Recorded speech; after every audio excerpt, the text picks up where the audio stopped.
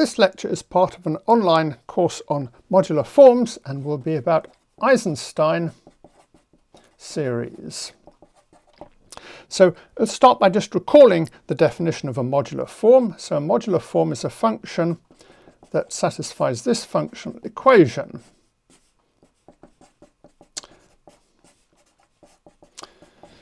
Here A, B, C and D is a 2 by 2 matrix with integer coefficients and determinant 1, and the imaginary part of tau is greater than 0.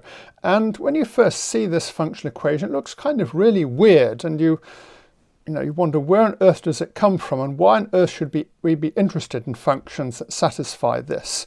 So what I'm going to do first is to try and motivate this functional equation, and then we will give some examples of functions satisfying it, which are the famous Eisenstein series. So to motivate this, let's first look at the case k equals 0. So this just then says that f of a tau plus b over c tau plus d is equal to f of tau. And this just says that f is invariant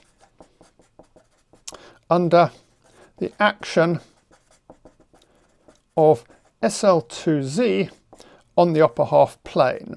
So the action is given by a matrix A, B, C, D tau is equal to a tau plus b over c tau plus d. And it's easy to check that this does actually give an action of SL2 on the upper half plane. Well, that raises the question, why should we care about functions that are invariant under this action on the upper half plane? The reason for that is that they are functions of elliptic curves. In other words, we have a function which goes from the set of elliptic curves to the complex numbers. And I should emphasize this isn't a function on a single elliptic curve. That would be just an elliptic function. They're functions which take an elliptic curve as their argument and give you a complex number. And these are sometimes called moduli functions. So you can use them to study the space of all elliptic curves. For example, if f has different values on two elliptic curves, you know these elliptic curves must be different. So let's just recall what an elliptic curve is.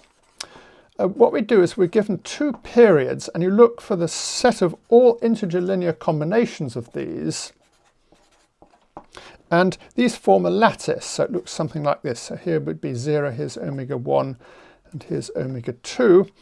And what happens is you can draw a sort of lattice in the complex plane where you get all integer multiples of omega 1 and omega 2, and they sort of end up looking a bit like this.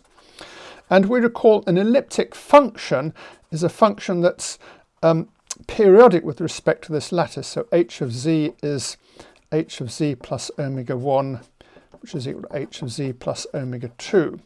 And elliptic functions are not the functions we're interested in. We're not talking about functions of z. We're talking about functions of the periods omega 1 and omega 2. So let's look at a typical function like this. So we might have a function g depending on omega 1 and omega 2. And we want this to just be a function of the elliptic curve determined by omega 1 and omega 2. So first of all, this should be the same as g of lambda omega 1, lambda omega 2, because if we rescale the lattice, it obviously doesn't change the elliptic curve, which should be c modulo the lattice generated by omega 1 and omega 2. So if we rescale this, we just rescale the elliptic curve. So g has to have the following property. Secondly, we can choose a different basis of the lattice. So we can change omega 1 to a omega 1 plus b omega 2, and omega 2 to c omega 1 plus d omega 2, where a, b, c, d is a little 2 by 2 matrix with integer coefficients, and it has to be invertible. So the determinant is equal to plus or minus 1. So we want g of a omega 1 plus b omega 2 c omega 1 plus d omega 2 is equal to g of omega 1 omega 2. So functions of lattices are just functions g of two variables satisfying these two functional equations. And having two variables is a bit of a headache. So we can get rid of one of the variables because this only depends on the ratio omega 1 omega 2. So we're going to put f of tau equals g of 1 tau. So g of omega 1 omega 2 is then just equal to f of omega 2 over omega 1, where this number is just tau. So we've reduced to one variable, and we want f of a tau plus b over c tau plus d equals f of tau, because that's what this invariance becomes if we write it in terms of f. Well, here tau can be any complex number that's not real, but it's convenient to just assume that the imaginary part of tau is greater than 0, which we can always get by changing tau to minus tau if necessary. That doesn't change the lattice. And to do that, we want a, b, c, d should have determinant to be equal to plus 1, because if it is minus 1, that's sort of, well, the matrix minus 1, 0, 0, 1 changes tau to minus tau. So we restrict to imaginary part of tau being greater than 0, and we restrict to matrices whose determinant is plus 1. So that motivates the definition of a modular function. It's just a function on the upper half plane satisfying this relation, and you can think of it as being a function of elliptic curves, if you like. So we now have the following problem. Find functions f with f of a tau plus b over c tau plus d equals f of tau. And we don't want any old function. We might want these functions to be, say, holomorphic. And, well, obviously constant functions satisfy this, but it's not at all easy to find non-constant holomorphic functions satisfying this condition. So let's look at an easier problem. So an easier problem is to find modular forms. So what's a modular form? Well, one motivation for it is, suppose we look at an invariant function f of tau. This means that f of tau is equal to f of a tau plus b over c tau plus d. Instead of this, we could ask, can we find an invariant one form like this? So this says this should be equal to f of a tau plus b over c tau plus d times d of a tau plus b over c tau plus d. And this is just equal to f of a tau plus b over c tau plus d times d tau over c tau plus d squared, if you work out what d of this is. So now we have the functional equation f of a tau plus b over c tau plus d is equal to c tau plus d squared f of tau.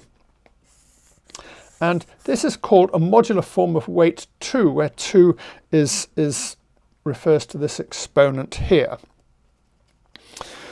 So obviously, once we've put in an exponent 2 here, there's no particular reason why we shouldn't have any other number. So we can ask, when is f tau d tau to the k over 2 invariant?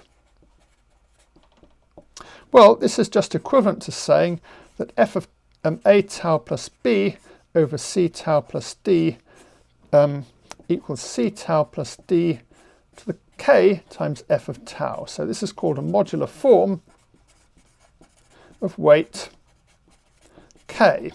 And you might stop and wonder, what on earth do we mean by taking d tau to the power of k over 2, because it doesn't seem to make sense. Well, there are two approaches to this. You can either think of this as just being a sort of formal symbol that transforms by taking d tau to d tau over c tau plus d.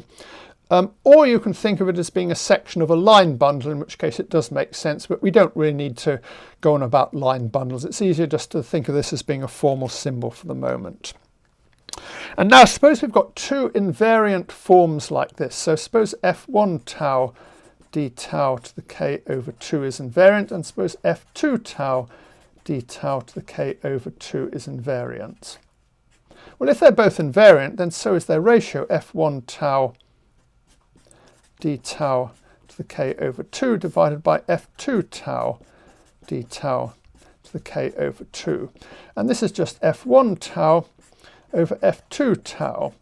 So if we've got two modular forms of the same weight, we can get a modular function that is invariant, which was our original goal. So our plan for finding invariant modular functions is first to find lots of invariant modular forms of the same weight, and then take quotients of them to get modular functions.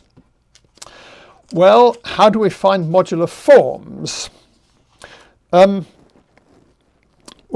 one way is to have a different way of looking at modular forms. What we can do is we can look at, we can take G to be a homogeneous function of a lattice. What does this mean? Well, it means that we want G of lambda omega 1, lambda omega 2 should be lambda to the minus k G of omega 1, omega 2. So instead of saying G is invariant under rescaling, we say it gets multiplied by this constant under rescaling. And of course, G of A omega 1 plus B omega 2, C omega 1 plus D omega 2 should still be equal to G of omega 1, omega 2.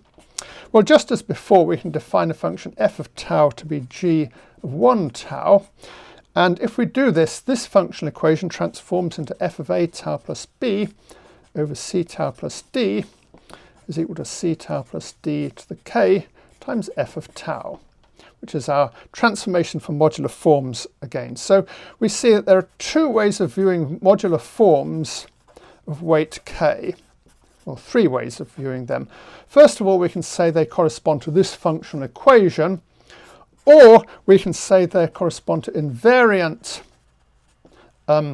forms f of tau d tau to the k over 2, or we can think of them as being homogeneous functions of lattices spanned by omega 1 and omega 2 of weight k in the sense above. So that's three different ways of thinking about modular forms.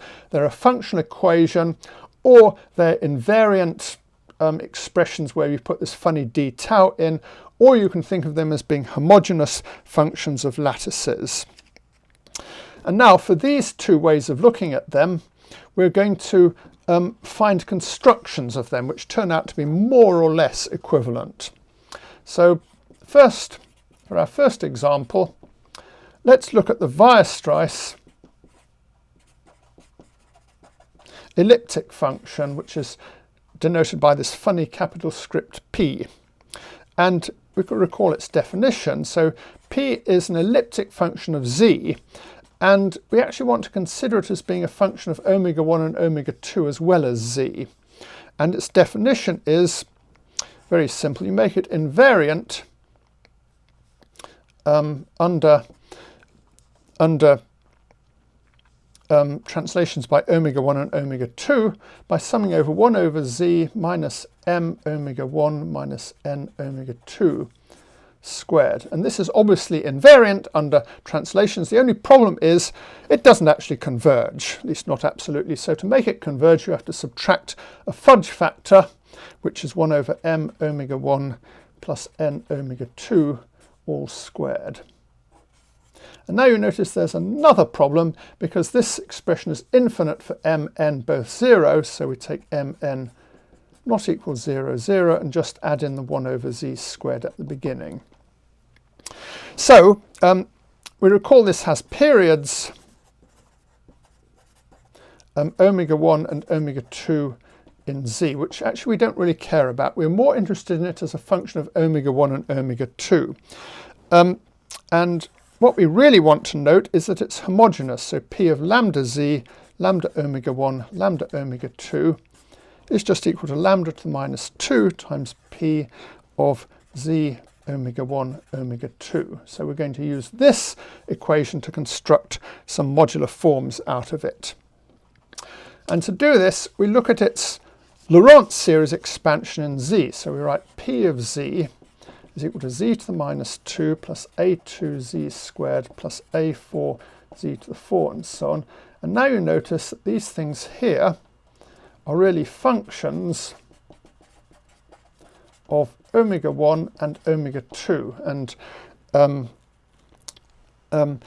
if we look at the homogeneity relation, well, P of z, if we rescale by lambda, this says that lambda of z to minus 2 plus a2 lambda omega 1 lambda omega 2 lambda z squared plus all the other terms is equal to lambda to the minus 2 times z to the minus 2 plus a2 omega 1 omega 2 z squared plus higher terms.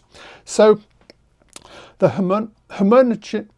fact that P is homogeneous in z omega 1 and omega 2 is giving us relations saying that the Fourier coefficients are homogeneous, but they're homogeneous of different degrees. So we find, for example, a2 of lambda omega 1 lambda omega 2 is now lambda to the minus 4 a2 of omega 1 omega 2.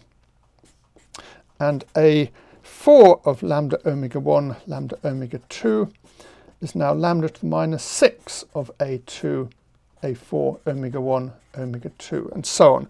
So in general, a2 a4 a6 are modular forms.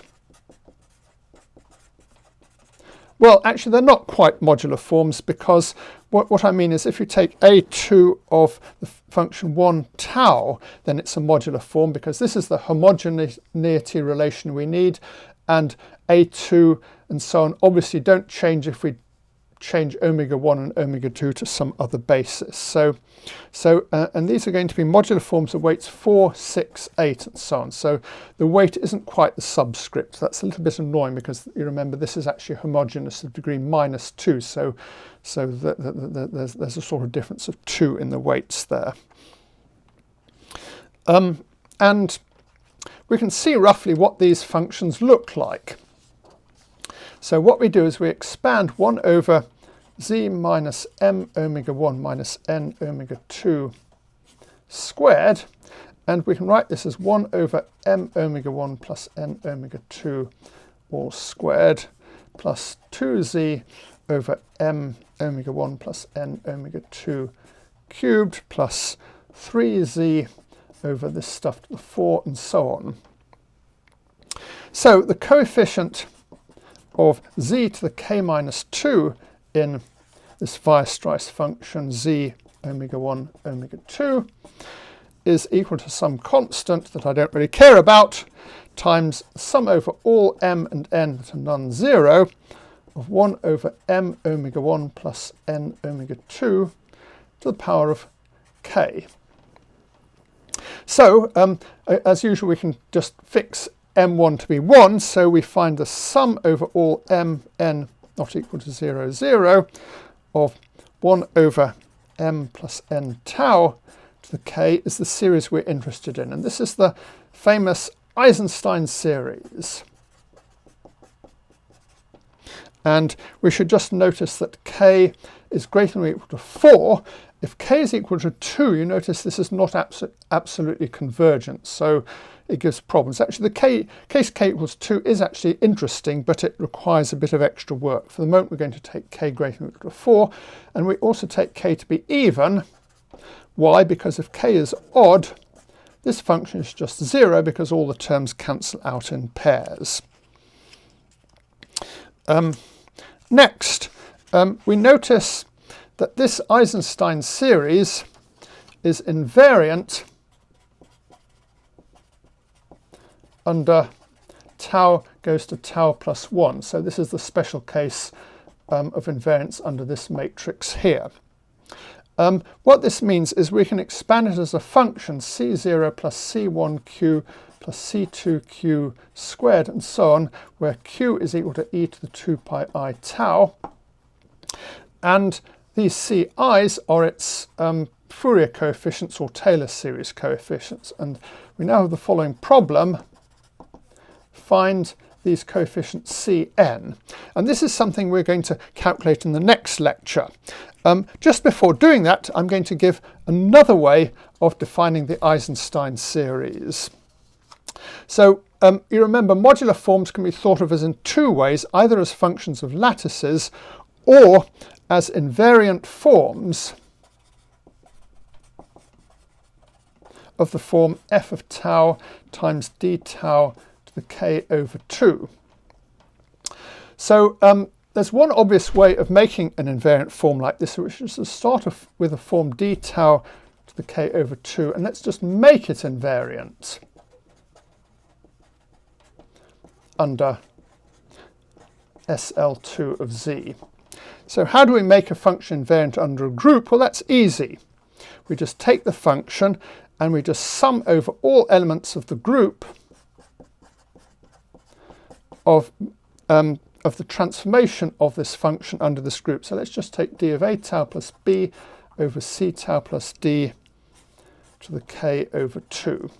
And this function ought to be a modular form, but it isn't, because there's a rather major problem with it. The problem is it's not convergent. I mean, if it was convergent, it would be invariant, but since it's not convergent, it doesn't actually make sense. Well, how do we fix this? Well, let's see why it's not convergent first. What we notice is that we've got a subgroup of all elements like this, which just take tau to tau plus n, and we notice that d of tau plus n over 0 plus 1 is just the same as d tau. So every term in this sum occurs an infinite number of times because they're all invariant under this element here. So what we should do is, instead of counting each of these terms an infinite number of times, we should just count them once each. So what we do is we should get the sum over a, b, c, d in SL2z modulo the group of all elements 0, n, 1n, 0, 1. And we should either be taking right cosets or left cosets, and I'm not going to tell you which, because if I do, I'll get it the wrong way round and get confused. So what we do is we take this sum of dA tau plus b over c tau plus d, and this is just a sum over all CD with CD coprime of d tau over c tau plus d to the k. So that's because the elements of SL2z modulo this group here are equivalent to just choosing a pair CD with C and D coprime. If C and D are coprime, you can extend it to a matrix in SL2z, and this is unique optomultiplication by an element of this group here. So, so this gives us another definition of a modular form. And let's compare these two definitions. On the one hand, we had a sum over mn not equal to 0, 0 of 1 over m plus n tau to the k. And on the other hand, we had a sum over cd coprime of 1 over c tau plus d to the k. And these are almost the same, except that what we're summing over looks a bit different. So here we're summing over all pairs except the 0 pair, and here we're summing over C and D coprime. Well, these are actually quite closely related, because if we've got a pair mn, we can write mn is equal to hc hd with cd coprime and h greater than or equal to 1. So these two expressions differ by a factor where we just sum over h greater than or equal to 1 of 1 over h to the k. And this is just equal to zeta of k, where this is the Riemann zeta function. Our two different constructions of modular form turn out to be the same optomultiplication by a constant. Okay, so what we're going to do next lecture is to work out the Fourier series expansion of this function, which, as you can see, has period 1 in tau, so we can write it as a function of e to the 2 pi I tau.